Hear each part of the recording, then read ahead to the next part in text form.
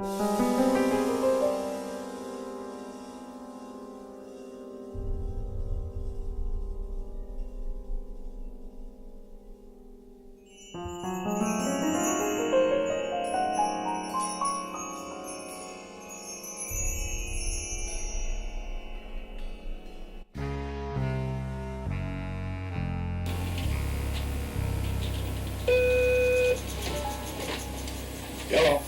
Valdemar, it's me, Simpson. I was sorry to hear Walton got that promotion over you. I wouldn't have minded so much if it would have been anybody but him. You probably shouldn't have been bragging about sleeping with his wife. You're probably right. But mark my words, someday, somehow, I'm going to get him. Watch your back.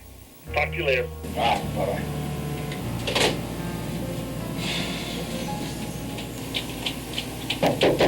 Excuse me, Mr. Valdemar? Might I come in? Whatever you're selling, I'm not interested.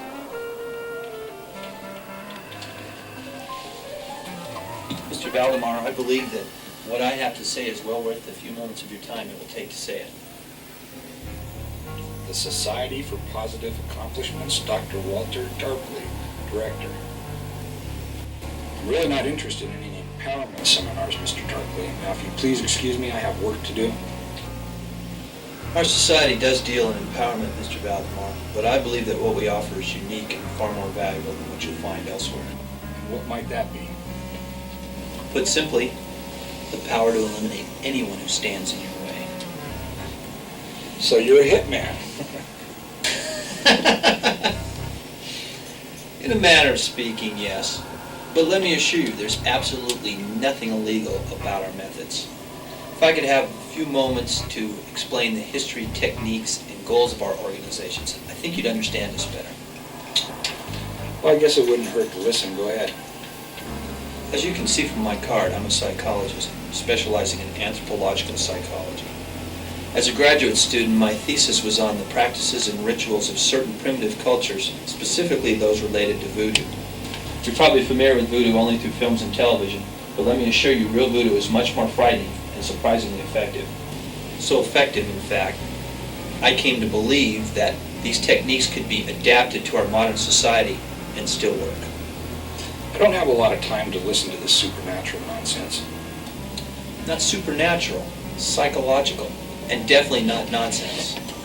I believe that it was the victim's own belief in the curse, his faith, if you will, that caused his death, either through psychosomatic illness or an unconscious impulse resulting in an accidental death.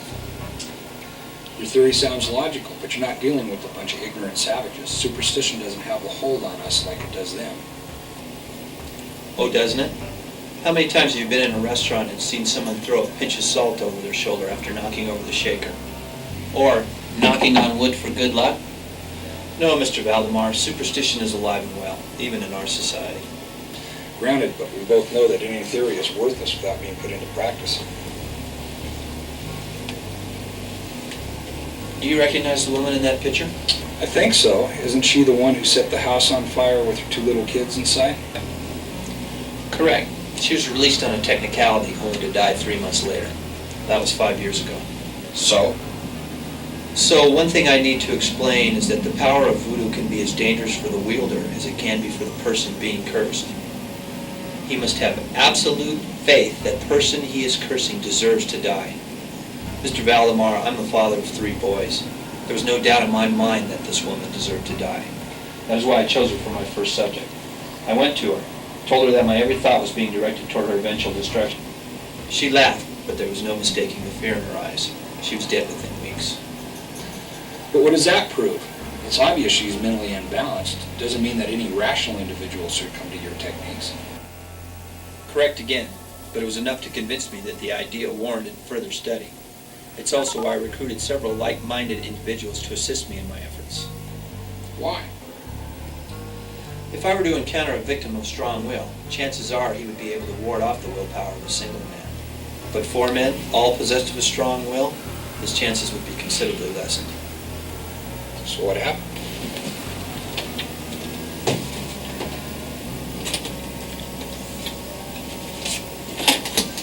In this folder you'll find the names of 175 people my associates and I have cursed. 125 of those people are already dead. The rest have proven to be somewhat more resistant to our techniques, but we're adding members all the time and are constantly refining our techniques. Our society currently boasts over 100 members. Imagine it, Mr. Valdemar, a club whose sole purpose is to wish people dead. Well, if you don't mind, I have a couple of questions. The first one is, what's in it for you? Money, of course. The cost of joining our little organization is $5,000, the majority of which goes to me. It's a small price to pay to see your worst enemy dead, I should think. But aren't you afraid somebody's going to report your organization to the police? So what if they did? Even if they could get anyone to believe them, what could we possibly be charged with? Unlawful mental assembly? Conspiracy to think bad thoughts? Part of the technique of voodoo is that the person being cursed must know they're being cursed. Publicity might even aid us in these efforts. I'll let you in on a little secret, Mr. Valdemar. The real reason we wish to remain anonymous is to protect our franchise rights. And if I said I believed in you and your organization, when does this process begin?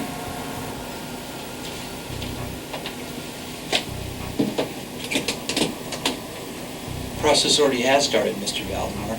The members of the Society for Positive Accomplishment began wishing for your death starting at noon today. Goodbye.